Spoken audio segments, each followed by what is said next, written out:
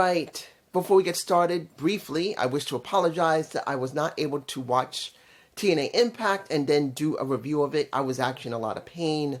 My back and my leg was hurting me, so I had to do what I had to do. I had to take care of myself, so I'm sorry about that. But I did see it. I watched the show, and I'm going to tell you this. When you look at TNA Impact, have they improved in any way? I want to say this now because I'm considering making a state of Impact and maybe state of TKO WWE. I have been considering it. If you guys want to see it, leave a comment below and say, dude, make a video what you think in the last year, because we're nearing a year now, almost finished of this year, what TNA and the new WWE is like. So just leave a comment below on that. But I want to say this. When you look at the product right now, and we're near the end of the year, it is a question of what we're really getting from TNA. Not saying it's 100% bad, but I'm not saying 100% good. And I don't care what anyone says. Look, they're selling out arenas. That don't mean shit. You're still watching this. The arenas are not us at home.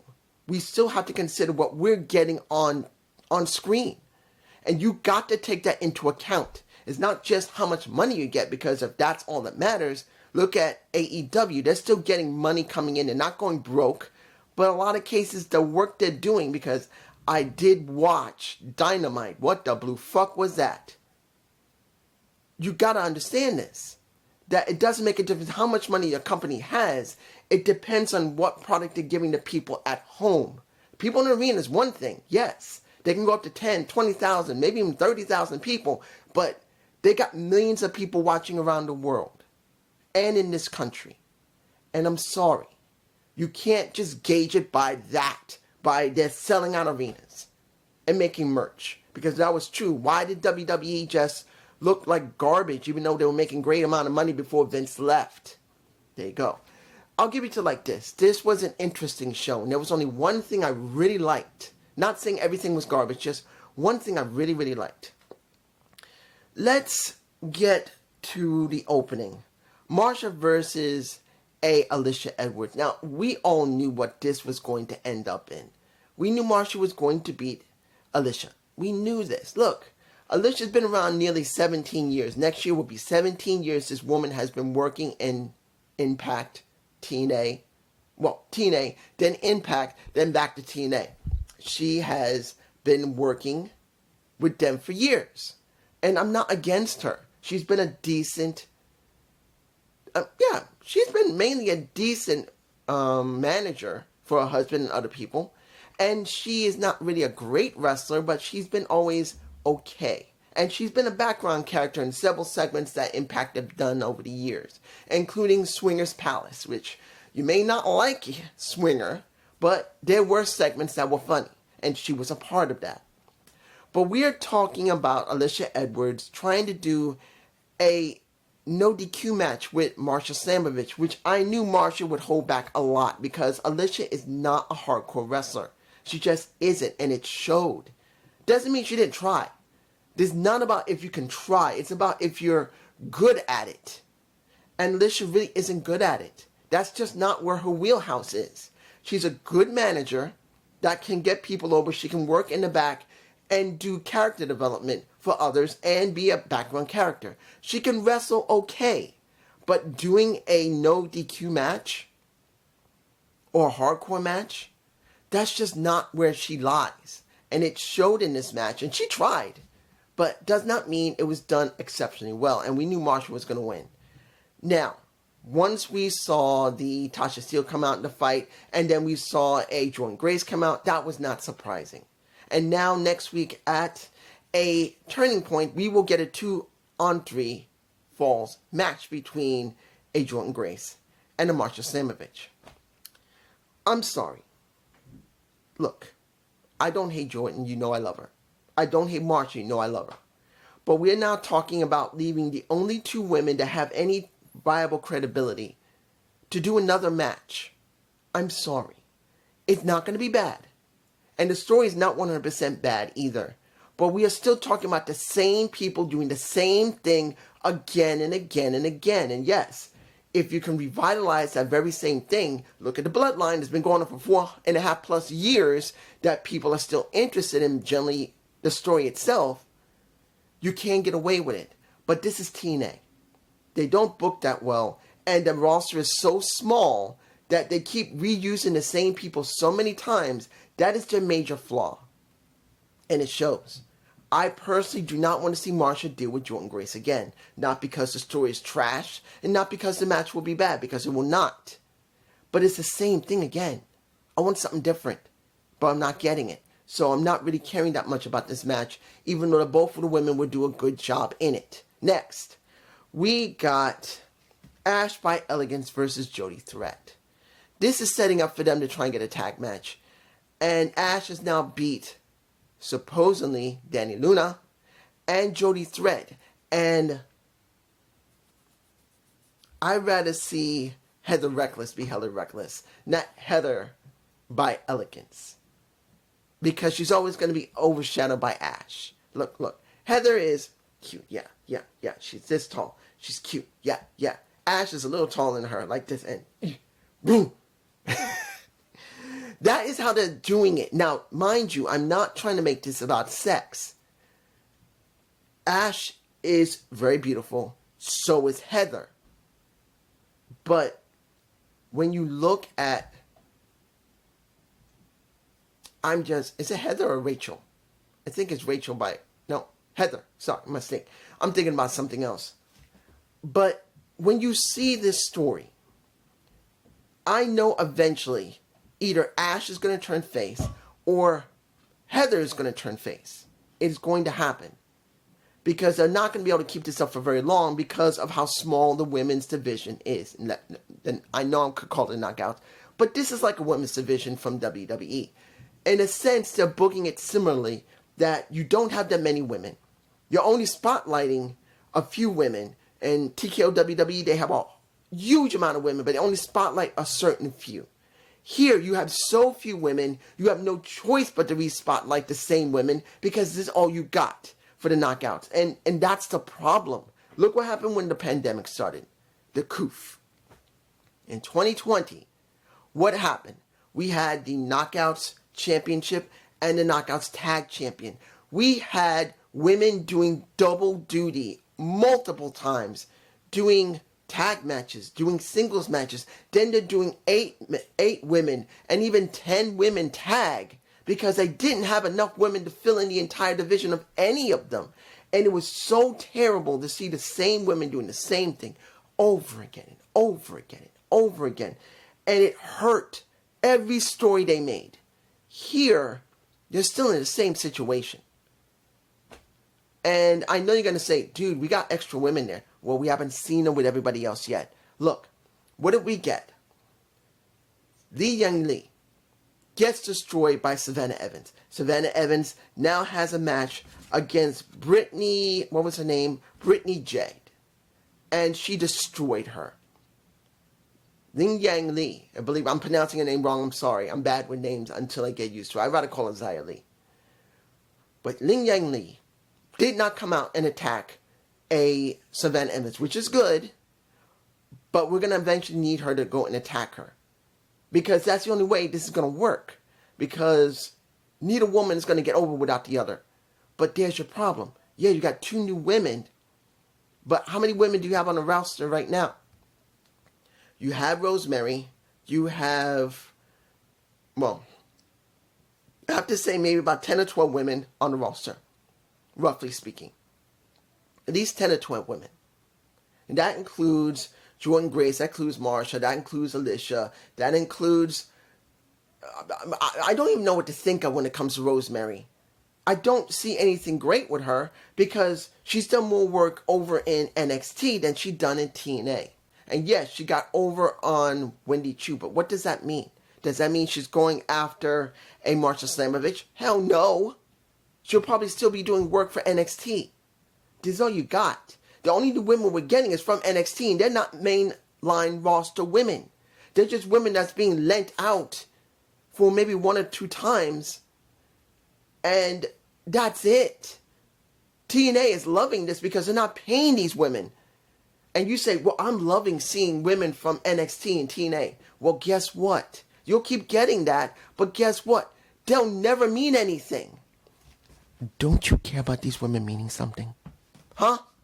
Don't you care about these women being meant to mean something? And they're not going to.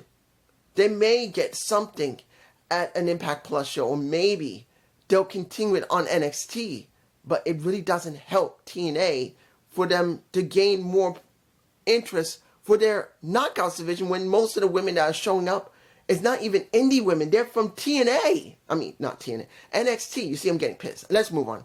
Let's move on to Slater and Laredo Kid versus Moose and JDK. I expected Moose and JDK to win. I did not expect Leon Slater to roll up Dango. Did not expect it. It was nice to see. Of course, they destroyed them after it was over, and I'm not surprised about that, but it was nice to see that Slater did get something. But here's something that is a big question. What are we doing with Leon Slater? He's not in any storylines. He's just there as a body. And that's a major issue that TNA has. Whoever they have generally known on their roster, like Leon Slater, what has he done? That. Sadly, that. He's not in any storylines. He's not progressing his character. He's just doing matches, and that's it. And what a waste they're doing. Doesn't mean it wasn't good to see him win, along with Laredo Kid, but the question's going to be, what does this mean for Slater? Hell, what does it mean for the Laredo Kid? Because are we going to see Laredo Kid go up after Moose to try and get his X Division title back? I don't know. Let's move on. Okay. Let's talk about... Maybe I should finish this match. Let's get it over. We get Trent Seven, Hammerstone, and Jake Something versus the Hardys and Ace Austin. Now, I am very happy to see, if this was TKO WWE, let's make this clear. If this was TKO WWE, they would not be showing anything of the person that is injured. They wouldn't. They would have mentioned them, and they would have moved on. That would have been the end of it. We would not see anything, or we wouldn't hear nothing, or we wouldn't see any graphics. We see nothing. TKO WWE is just a large machine that will always find someone to replace you. But I will say with TNA, they are still promoting a Chris Bay doll. Well, Chris Bay Ben Buddy. And also any merch that he has is still going directly to him. They don't have to do this. And I will tell you this. Yes, I critique TNA out his ass. I'm not lying about that. I critique when it doesn't do good booking, production, how the wrestlers are not being treated, why they need more wrestlers. I am one of those people that will make sure you know what's wrong with the company. But when it's good, I'm going to let you know. TNA making sure that a Chris Bay is still being watched out for. That they're still making sure that not only probably his GoFundMe is still being represented on the website, because I haven't checked, but any merchandise is still being sold for him. And anything, I think they may even do an auction if they haven't done anyone yet. I think they will eventually do an auction for him. And I'm telling you this, TNA, I commend them. It's the main reason why I'm still reviewing them and care that they do better. If you don't understand what I've been saying all these years, there was something about TNA I always knew was not a bad company. Yes, they didn't have great elements of people in it. Yes, their booking has always been bad. Yes, if you don't want to care about Stockton more, fine, it don't matter. But with everything they have with their issues, they're still a good company. And I'm giving them the respect they deserve. And when it comes to this, I commend them and I thank them for caring about a Chris Bay. The smooth criminal himself. As I originally called him when I first saw him, he still called himself the finesser. I still call him the smooth criminal because he will steal everything. Look what he's done. He's stolen people's hearts. He gets hurt. The company believed in him still to the point where they're willing to still advertise his merchandise and say 100% that we are still giving him money. He's not done from the company. He's stolen TNA's heart. He's stolen the fans' hearts that care. He's done it as I called it. And that makes me happy. And seeing that Ace is working with the Hardys is a good thing. He can't get his partner back. Then I think Ace and Chris are such good friends. He loves them as family. That's why when you see how they're talking about him, I think that's really genuine. That means a lot to me personally.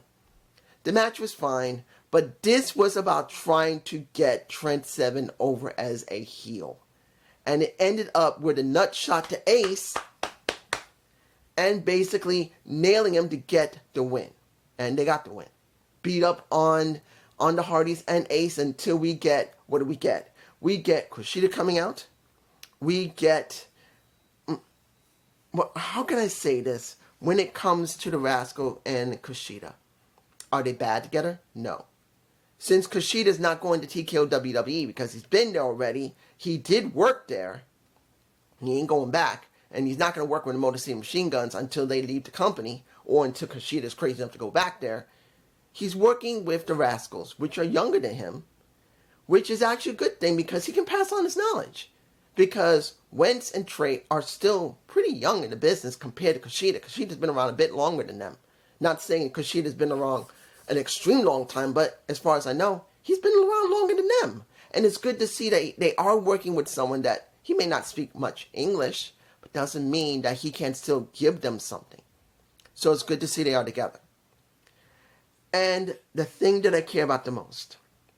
Yes, I know you can say, dude, what about Joe Henry? Well, Joe Henry's already made it very clear. He's going to be dealing with trying to become champion. Yes, Santana. I'm going to make this brief. Santana, my boy. New York and myself. Just like me. He's going to be trying to get also the championship. He made it very clear he's already called out Nick Nimitz. And now he will be dealing with a Kaz on Turning Point. Fine. But I think the most interesting thing that TNA's produced that doesn't require TKO WWE's help in any way, Steve Maclin. Seeing that they're actually going into Steve Maclin's military history as a Marine, a former Marine, who went to war, it is not the only story I've ever heard being done before. Let's be clear, WWE or WWF did that. When the Afghan War happened, when Desert Storm and Desert Shield happened, well, Desert Storm more than Desert Shield, they went into the story with that. They leaned into it. And they're not going to tell you that any other promotion hasn't tried it themselves. Look, with MLW, they did the Armory. And they're currently on AEW right now. So Steve Maclin's military history is currently now a storyline. And it's interesting to see how they structured this storyline. Either they got some good ideas from TKO WWE because they are kind of working back and forth with each other. They have decided to structure this as like Maclin almost has PTSD. Or in this case, he does in the story. And it's Eric Young that's trying to reach him. And instead of Eric constantly trying to talk in a certain way, he decided to use Violence by Design's tactic of kind of brainwashing somebody. And this situation is not being used for bad, it's being used for good. Because the cell that he's in was the same cell. They decided to go back to the same place and do the same scene. But in this case, with Maclin shackled, but it's Maclin's military history that is holding him back from trusting and feeling like anyone could be there for him. Because in real life, I'm sure Steve Maclin had a friend or two who got injured during the war. Who knows, maybe one or two of his friends might have been killed. And I'm not fond of knowing that. Or I wouldn't want that in anybody, not Steve or anybody, to lose a friend that is serving with you. That's not something you want. Steve served along with his friends if they got shot up or had unfortunately lost their lives. And seeing that they are doing a storyline based on that means that Steve has stated, and it had to be Steve that made this decision because creative for TNA had to bring it to him or he brought it to them themselves. And they said, you sure you want to do this? Because this is going to get personal. If we're going to make this look good, because they're using actual footage from the war, some explosions, They're actually using pictures he probably got himself that he took back in the mid-2000s on a camera that did photos. That can mess with someone even if it has been many, many years later.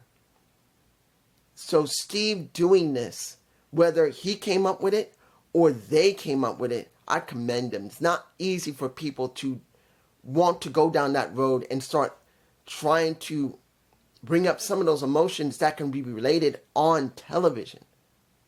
That is not easy. You're going there.